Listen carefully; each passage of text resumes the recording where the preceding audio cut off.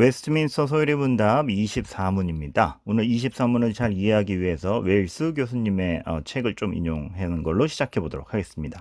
데이빌드 웨일스 교수님은 골든 코넬의 아주 고든 코넬에 오랫동안 헌신하신 목사님인데 우리나라에선 이 4부작으로 유명해졌죠. 신학실종, 거룩하신 하나님, 윤리실종, 위대하신 그리스도. 시리즈가 나온 지 꽤 됐는데 지금도 아주 통찰을 볼 수 있는 책입니다. 이 이후에 시리즈를 종합 정리하고 또 대안책을 내놓는 차원에서 용기 있는 기독교와 하나님의 거룩한 사랑까지 나왔어요. 결국 6부작처럼 되었는데 그러나 우리가 웨일스 4부작 하면 왼쪽 4개를 이야기하지요. 그중에서 오늘 살펴볼 것은 위대하신 그리스도의 몇 문장입니다. 위대하신 그리스도에서 웨일스 목사님이 이제 걱정하는 부분이 있어요. 다원주의 사회 또 마케팅의 원리가 교회로 들어옴부터 교회의 말씀의 어떤 선언과 목적이 어디로 가는가, 성도들의 느껴진 필요를 어떻게 충족시킬 것인지로 간다라는 것이죠. 성도가 소비자가 되어서. 그런데 웰스 목사님은 이러한 현상에 대해서 단호합니다. 자, 성경을 보자. 성경의 세계에서는 소비자가 죄인이어서, 즉 필요를 말하는 이 성도가, 사람이 항상 죄인이어서 자기 자신도 자기가 잘못 이해하고 있기 때문에 필요한 게 진짜 필요한 건지도 모른다. 그렇기 때문에 필요를 스스로 정하도록 내버려 두지 않는 것이 성경의 명령이다. 타락한 상태에서 우리가 하나님의 계시를 필요로 하는 이유가 바로 그 때문이다. 단호하시죠. 이렇게도 얘기를 합니다. 죄가 설교될 때에도 거룩하신 하나님을 얼마나 불쾌하게 만든다라는 것이 죄에 대한 설명이 아니라 개인에게 얼마나 해로운가 관점에서 제시된다. 요건데 죄는 하나님 앞에 형벌을 받을 악의 일이 아니라 자신의 완전한 잠재력을 깨닫지 못하게 방해하는 요소로 희석됐다라는 것이죠. 실제로 비라이빌스 목사님의 설교에서 그래서 이런 게 나타난다는 거예요. 어떤 사람이 예수님을 외면하면 그 사람은 하나님의 심판 아래 놓인다라는 것이 강조되기보다 재능을 충분히 발휘하지 못한 상태에 놓이게 되었다. 이렇게 간다라는 겁니다. 그래서 죄가 이런 식으로 설명이 되면 하나님과의 관계에서 선과 악의 개념 하에서 설명되지 아니하고 인간 불편의 개념으로 설명되다 보니, 그러니까 사람이 먼저 고려되고 사람의 필요성, 내가 이 세상에서 지금 뭐가 필요해, 이게 먼저 우선시 될 때 나타나는 현상인 거죠. 인간 불편으로 얘기될 때 하나님보다 자아가 강조되고, 죄는 사면받아야 될 것이 아니라 치유받아야 될 것으로, 또 내 앞에 방해거리를 제거하는 것으로만 설명된다는 것이에요. 그러다 보니 교회는 성도를 양산하는 게 아니라 소비자를 만족시키는 기관이 되어버리고, 하나님은 여기서 도우미가 되는 거죠. 구원자, 창조자가 아닌 도우미가 된다는 심각한 현상. 그러다 보니 많은 설교들이 신학적이기보다는 문화적이 된다는 거, 이거 문제를 꼽습니다. 물론 문화 요소를 다 치운 채 신학적 사변적으로만 되는 것도 문제입니다. 근데 웰스 목사님이 지적하는 바는 이거예요. 문화를 무시하자가 아니라 마땅히 교회가 진리를, 문화를 이해하여서 문화적으로 녹여내어 설명한다는 건 필요하지. 그런데 그것과 교회가 진리를 희석시키면서 문화적 요소를 우선시하고 첨가하는 것, 전혀 다른 문제다. 근데 지금 두 번째처럼 되고 있다라는 게 웰스 목사님의 지적입니다. 이러한 가운데 하나님의 말씀의 분명한 선언, 참 예수 그리스도가 이 땅에 오셔서 선언하시고 제시하셨던 것, 그 인간 세계의 하나님의 개입이라는 게 다시 한번 되돌아봐 고찰돼야 될 때고 명심해야 할 바다 말씀하고 있는 것이죠. 이런 문제는 사실 현대 문화에서만 지적된 게 아니라 어거스틴도 이미 지적을 했었어요. 허리가 굽은 인간이라고 하지 않았습니까? 죄로 인해서 굽은 채 태어난 겁니다. 허리가 굽었으니 시야가 땅으로만 향해요. 하늘을 보지 못하는 왜곡된 시야, 자기의 세계가 뭔지 다 분별하지 못하는 인간에 대한 아주 짧은 말이지만 섬뜩한 그런 지적이었던 것이죠. 그렇기 때문에 오늘 문답 중요합니다. 왜? 예수 그리스도의 그 하나님의 말씀을 전하는 선지자 사역이 그런 면에서 중요한 겁니다. 우리가 앞서 살펴본 바 그리스도의 어떤 세 가지 직분, 왕, 제사장, 선지자, 그 중에서 오늘 선지자의 그 역할을 살펴본다라는 것이 하나님의 말씀이 이 세상에 개입된다. 죄로 왜곡된 인간에게 하나님의 말씀이 선언된다. 너무 중요한 문제이기 때문입니다. 예수 그리스도께서 얼마나 참 선지자였고 그러한 역할을 해내셨는가에 대해선 우리가 마태복음 9장 말씀을 통해서 살펴보도록 하죠. 중풍병자 사건이죠.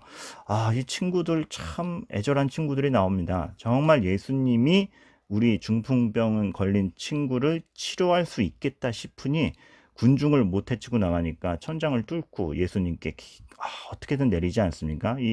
정말 눈물 나는 장면이에요. 그런데 저에게 있어서 훨씬 인상적이고 마음에 훅 들어오는 건 이 말씀입니다. 짠 9장 2절에 내 죄사함을 받았느니라. 병을 치료하는데 일어나 걸으라도 아니고 병 나았다가 아니라 예수님께서 이렇게 선언하십니다. 내 죄사함을 받았느니라.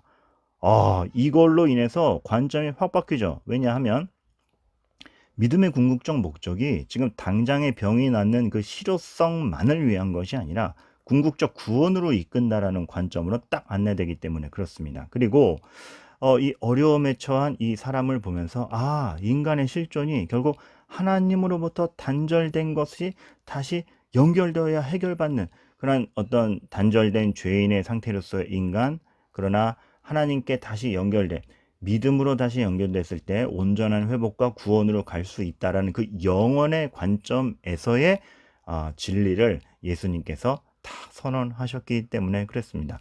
그가 말씀하신 것, 보여주신 것, 다 이렇게 믿음의 궁극적 목적과 구원을 보여주고 계신 것이죠.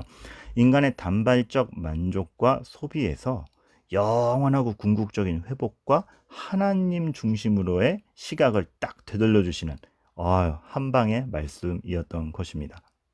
그래서 예수 그리스도의 어떤 선지자 역할이 바로 그런 것입니다. 뭐라고 설명하고 있습니까? 문답에서 그리스도가 선지자의 역할을 감당하시는 건 어떻게 우리에게 드러내신다. 무엇을? 하나님의 말씀과 성령과 그리고 구원을 위한 하나님의 의지. 결국 성령의 사역, 말씀, 하나님의 의지가 다 우리의 구원을 위하여 드러나고 있는데 우리는 무엇에 창념하고 있는가? 우리의 시야는 이것을 보지 못하고 뭘 보고 있는가? 다시 한번 생각하게 되는 것이죠. 선지자들의 사역이 다 그랬습니다. 그래서 선지자들이 이렇게 싸우지 않았습니까? 여호와의 말씀이 언제 자기 얘기를 했습니까? 또 언제 당장의 어떤 능률과 실효를 위해서 일했습니까? 성도들이 원하는 말을 등글개처럼 긁어주는 일을 했습니까? 아니요. 일단은 여호와의 말씀이 무엇이었느냐. 그런데 예수 그리스도는 훨씬 다른 권위로 더 분명하게 하시죠. 산상수훈만 봐도 그렇습니다. 산상수훈을 비롯한 예수님의 모든 가르침에서 예수님이 하시는 말씀이 여호와께서 말씀하시기를 이렇게 가지 않죠. 차원이 다르죠. 내가 이르노니 그분은 하나님 자체이십니다. 하나님으로서 말씀하시는 겁니다. 선지자처럼 하나님의 말씀을 받아서 얘기하시는 것이 아니라 그분의 말씀이 하나님의 말씀이기에 내가 이르노니로 가는 것이죠.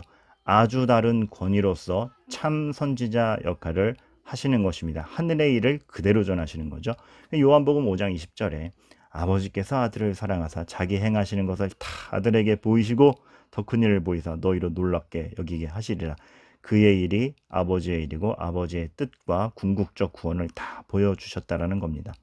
그래서 예수 그리스도가 참 선지자라는 이 권위, 이런 점에서 아주 큰 권위가 있을 뿐더러 그 내용이 그렇기 때문에 자신의 위세를 떨치는 게 아니라 하나님의 나라를 설명하고 죄에서 돌이키는 것으로 모든 가르침을 주셨고 기적을 일으켜셔도 일으키셨던 것이지요. 이것은 또한 이렇게 예언의 성취의 맥락에서도 납득이 되는 건데 신명기에서 나오지 않습니까? 모세와 같은 선지자 하나가 일어나리라. 그런데 사람들이 죽은 자를 다시 살리시는 예수님의 권위를 보면서 이가 바로 그 선지자 아니냐. 이미 예언되었던 그 선지자가 우리 가운데 일어났다. 예수님의 어떤 사역 말씀을 보면서 이들은 하나님의 분명한 목적, 하나님의 뜻, 하나님의 말씀 권위 있게 누렸던 것입니다. 이러고 나니 오늘의 말씀, 참 예수 그리스도께서 선지자 사역을 하셨다라는 것, 구원으로 향하는 하나님의 말씀과 성령의 사역과 하나님의 의지를 보여줬다는 것. 이것입니다. 그것을 품고 있고 믿고 있는 것이 교회입니다. 교회의 선언과 증거가 얼마나 무게감이 있어야겠습니까? 그런데 지금 얼마나 희석되어 있습니까? 우리 오늘 문답을 보면서 오히려 또 코로나19 사태가 지금 여러 가지 번져 있는 가운데 두려움에 더 빠져 있고 당장의 생존 전략에 더 빠져 있고 선언해야 될 것을 선언하지 못하고 있지는 않은가, 사람들에게 아부하고 있지는 않은가 다시 한번 살펴볼 때일이라 생각이 됩니다. 우리는 인간의 필요를 채워줘야 되는데 인간적 관점에서 파악되는 필요가 아니라 하나님께서 선언하신 필요를 우선 채워야 됩니다. 그때 교회가 이 세상에서 진정한 역할을 할 수 있으리라 생각됩니다. 오늘의 문답 마음에 새기시면서 마지막에 오타 있었네요. 23문 아니고 24문입니다. 네, 오늘의 말씀 잘 되새기시기를 바라겠습니다. 감사합니다.